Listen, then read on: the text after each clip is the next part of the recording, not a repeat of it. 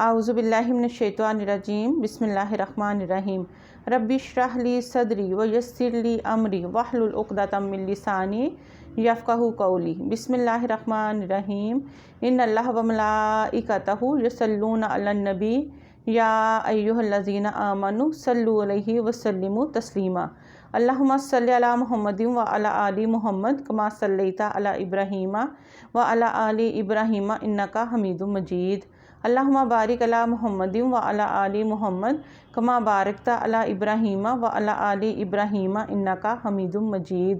السلام علیکم ورحمۃ اللہ وبرکاتہ۔ الحمدللہ آج ہم حضرت یعقوب علیہ السلام کی دعا پڑھیں گے جو انہوں نے اپنے دوسرے بیٹے بنیامین کی خبر سننے کے بعد کی تھی اللہ تعالیٰ سے۔ قرآن پاک سورہ یوسف آیت نمبر 70 میں اللہ تعالیٰ فرماتے ہیں، پھر جب یوسف نے ان کا سامان تیار کیا تو پانی پینے کا پیالہ اپنے سگے بھائی کے کجاوے میں رکھوا دیا۔ پھر ایک منادی نے پکار کر کہا کہ اے قافلے والو تم چور ہو۔ آیت نمبر 71، انہوں نے ان کی طرف مڑ کر پوچھا کہ کیا چیز ہے جو تم سے گم ہو گئی ہے۔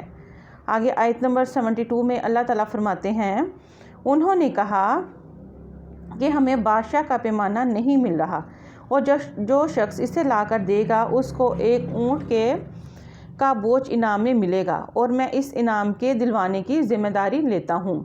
آیت نمبر 73، وہ بھائی بولے، اللہ کی قسم آپ لوگ جانتے ہیں کہ ہم زمین میں فساد پھیلانے نہیں آئے تھے اور نہ ہم چوری کرنے والے لوگ ہیں۔ آیت نمبر 74، انہوں نے کہا کہ اگر تم لوگ جھوٹے ثابت ہوئے تو اس کی سزا کیا ہوگی۔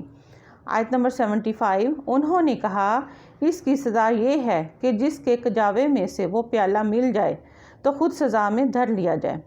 جو لوگ ظلم کرتے ہیں ہم ان کو ایسی ہی سزا دیا کرتے ہیں۔ آگے آیت نمبر 76 میں اللہ تعالیٰ فرماتے ہیں، چنانچہ حضرت یوسف علیہ السلام نے اپنے سگے بھائی کے تھیلے سے پہلے دوسرے بھائیوں کے تھیلے کی تلاشی شروع کی، پھر اس پیالے کو اپنے سگے بھائی کے تھیلے میں سے برآمد کر لیا۔ اس طرح ہم نے یوسف کی خاطر یہ تدبیر کی۔ اللہ کی مشیت نہ ہوتی تو یوسف کے لیے یہ ممکن نہیں تھا کہ وہ بادشاہ کے قانون کے مطابق اپنے بھائی کو اپنے پاس رکھ لیتے، اور ہم جس کو چاہتے ہیں اس کے درجے بلند کرتے ہیں، اور جتنے علم والے ہیں ان سب کے اوپر ایک بڑا علم رکھنے والا موجود ہے بے شک۔ آیت نمبر 77 میں اللہ تعالیٰ فرماتے ہیں کہ وہ بھائی بولے، اگر اس بنیامین نے چوری کی ہے تو اس کا ایک بھائی اس سے پہلے بھی چوری کر چکا ہے۔ اس پر یوسف نے ان پر ظاہر کیے بغیر چپکے سے دل میں کہا کہ تم تو اس معاملے میں کہیں زیادہ برے ہو، اور جو بیان تم دے رہے ہو اللہ اس کی حقیقت خوب جانتا ہے۔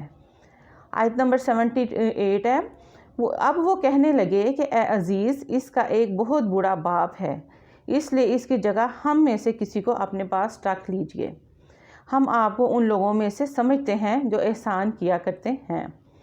آیت نمبر 79، یوسف نے کہا کہ اس ناانصافی سے میں اللہ کی پناہ مانگتا ہوں کہ جس شخص کے پاس سے ہماری چیز ملی ہے اس کو چھوڑ کر کسی اور کو پکڑ لیں، اگر ہم ایسا کریں گے تو یقینی طور پر ہم ظالم ہوں گے۔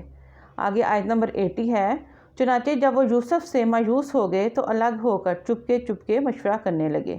ان سب میں سے جو بڑا تھا اس نے کہا، کیا تمہیں معلوم نہیں کہ تمہارے والد نے تم سے اللہ کے نام پر عہد لیا تھا اور اس سے پہلے تم یوسف کے معاملے میں جو قصور کر چکے ہو وہ بھی معلوم ہے، لہٰذا میں تو اس ملک سے اس وقت تک نہیں ٹلوں گا جب تک میرے والد مجھے اجازت نہ دیں، یا اللہ ہی میرے حق میں کوئی فیصلہ فرما دے، اور وہی سب سے بہتر فیصلہ فرمانے والا ہے بے شک۔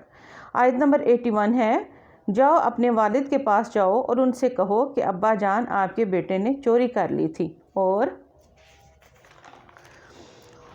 ہم نے وہی بات کی ہے جو ہمارے علم میں آئی ہے، اور غیب کی نگہبانی تو ہمارے بس میں نہیں تھی۔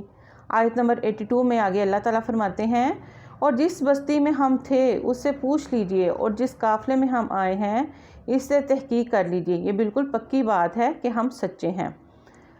آگے آیت نمبر 83 ہے، چنانچہ یہ بھائی یعقوب علیہ السلام کے پاس گئے اور ان سے وہی بات کہی جو بڑے بھائی نے سکھائی تھی۔ یعقوب نے یہ سن کر کہا، نہیں بلکہ تمہارے دلوں نے اپنی طرف سے ایک بات بنائی ہے، اب تو میرے لیے صبر ہی بہتر ہے، کچھ بعید نہیں کہ اللہ میرے پاس ان سب کو لے آئے، بے شک اس کا علم بھی کامل ہے اور حکمت بھی کامل ہے۔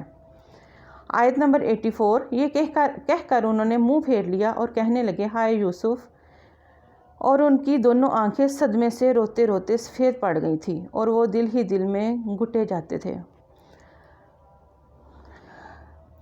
آیت نمبر 85، ان کے بیٹے کہنے لگے اللہ کی قسم آپ یوسف کو یاد کرنا نہیں چھوڑیں گے یہاں تک کہ بالکل گل کر رہ جائیں گے یا ہلاک ہو بیٹھیں گے۔ آگے آیت نمبر 86 میں وہ دعا ہے جو حضرت یعقوب علیہ السلام نے اللہ تعالیٰ سے مانگی۔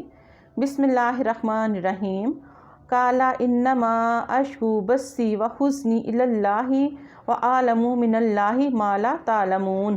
ترجمہ، یعقوب علیہ السلام نے کہا میں اپنے رنج و غم کی فریاد تم سے نہیں صرف اللہ سے کرتا ہوں، اور اللہ کے بارے میں جتنا میں جانتا ہوں تم نہیں جانتے۔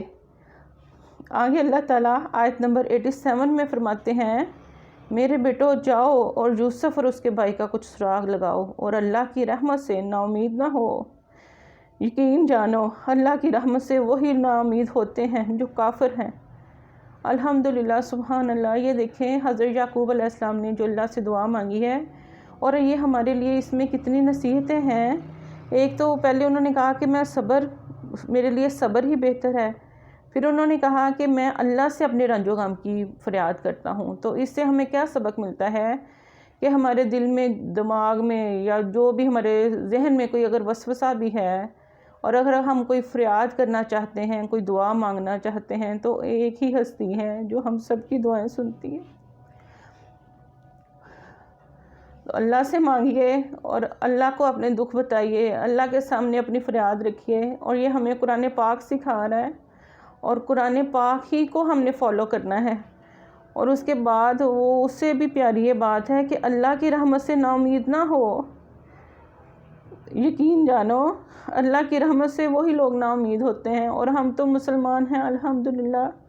ہم جتنا اللہ کا شکر ادا کریں کم ہے کہ اللہ تعالیٰ نے ہمیں مسلمان پیدا کیا ہے اور ہمیں اپنی عبادت کے طریقے بتائے ہیں۔ تو ہمیں چاہیے کہ ہم اس قرآن پاک سے سیکھیں اور اس کو اپنی زندگیوں میں شامل کریں، اور آپ میرے لیے بھی دعا کیا کریں کہ اللہ تعالیٰ مجھے بھی اس کو صحیح طرح سیکھنے اور اس پہ عمل کرنے کی توفیق عطا فرمائے۔